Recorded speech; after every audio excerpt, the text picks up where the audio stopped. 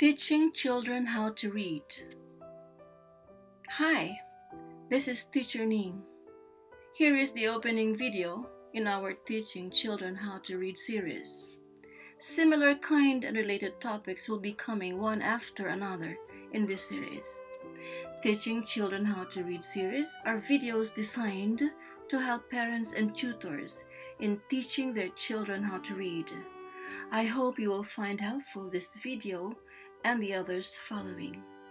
Share these videos with as many relatives and friends as you can so that they will be all the more encouraged to teach our children how to read through storytelling and singing nursery rhymes.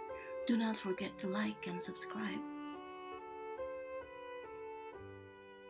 Often I hear a question like, how do I teach my child to read? My answer is, when you are singing nursery rhymes and chanting poems to your children, you have already started. If you are reading storybooks to them, you are teaching reading as well. Storytelling is a very important link between the spoken and written words. In reading stories to your children, they begin to understand that spoken words have equivalence in written words. When the child hears in your story cat, he or she now knows that cat is represented by the word cat.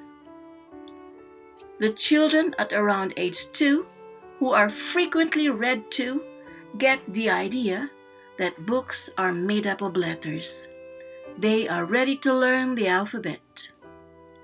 The children will soon get the idea that stories, songs, and poems are made up of sentences, which are made up of words, which are groups of letters. They begin to understand that each letter has a corresponding sound in the English alphabet.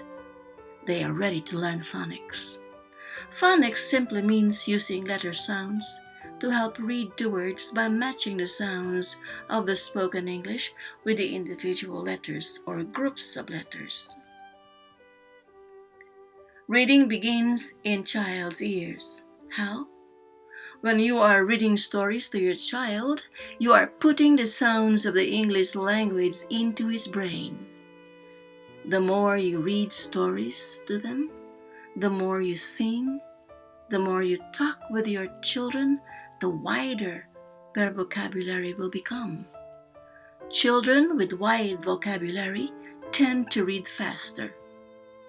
Singing, reciting poems, listening to stories help develop auditory and oral skills of the children, meaning if they can hear the sounds of the words, they are most likely to say the words. Reading through songs and poems. The stories, songs, and poems are made up of sentences, which are made up of words, which are groups of letters. The letters are taken from the alphabet. Listening to the stories, songs, and poems helps develop the child's auditory or listening skills.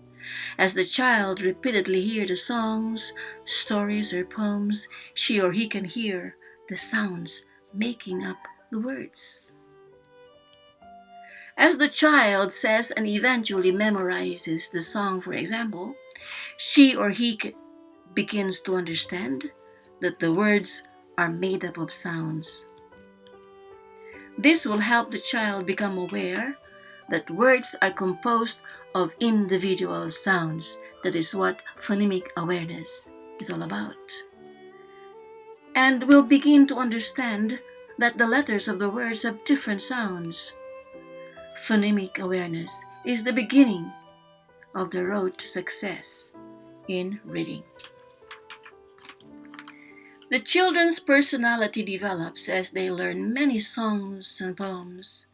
They gain confidence because they can express and share themselves through songs and poems. Often the child is called shy because of non-participation in programs and the like.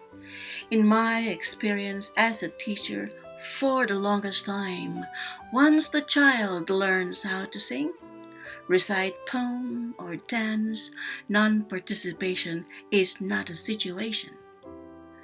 Vocabulary development results too when you read stories to your children. For example, Mary had a little lamb, its fleece was white as snow. The child asks, "What is fleece, Mom?" Jack and Jill went up the hill. And the child asks, "Dad, what is a hill?"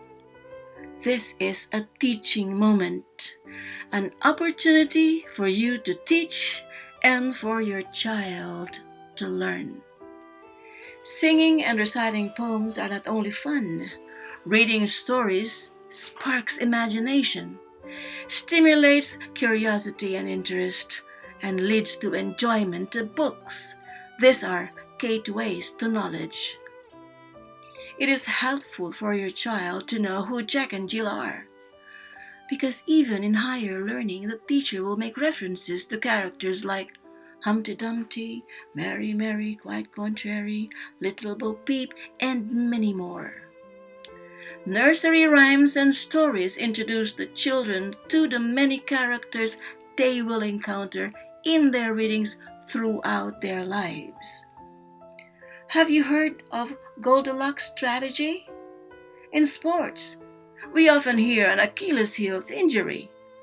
What about the phrase Herculean tasks? Do you know why it is called such? Reading stories, singing, and reciting poems provide information which will be very helpful for the children's educational journey. When you point to the words as you read, you are showing the directionality of reading. Reading is from left to right. There are 3 players in the learning process: the parents, the child, and the teachers. Best results happen when there is a collaboration among the parents, the child, and the teacher. The parents early on prepare the child to be able and willing to learn. The teachers are trained to do their mission with dedication and passion. For parents, you are your child's first and most important teacher. Let us join hands in teaching our children to read. Remember, the only way to read is to read. Success at home leads to success in school and in life. Next in TCHR series, which means teaching children how to read, is how to develop your child's listening skills. Please do not forget to like and subscribe. Thank you for listening.